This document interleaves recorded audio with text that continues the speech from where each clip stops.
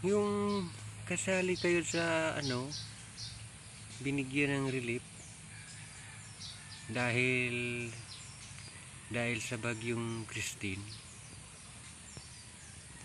Grabe.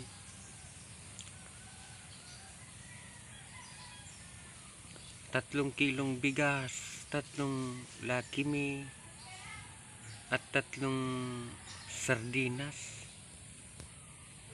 May mga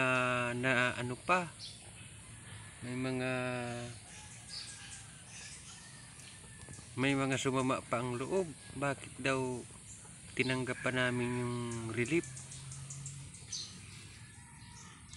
Siyempre tatanggapin namin dahil kailangan din namin yung dahil binaha din kami. Yung bahay namin hanggang tuhod yung baha, hanggang tuhod yung tubig sa loob ng bahay namin. Tapos yung palay pa namin nasira. Tatlong kilong bigas, tatlong Lucky Me at tatlong sardinas. Ikinasama pa ng loob ng ilan dyan. Nako. Lahat naman nabigyan ng relief. Tapos nang tanggapin namin yung bigay sa amin,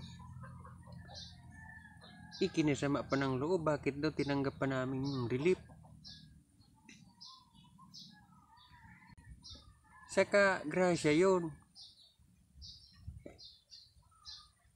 Nung bata pa ako, sabi nga niya, sabi ng mga matatanda, bawal raw ay masama raw tumanggi sa grasya. Kaya yun, grasya yun, yung relief. Dahil kapag tumanggi raw sa grasya, magtatampo ang grasya. Magtatampo sa iyo ang grasya, ganun daw. Kaya kung bibigyan kami ng isang sakong bigas at may pera pa, tatanggapin namin kasi grasya yun. Masamang tumanggi sa grasya dahil magtatampo ang grasya. Gets?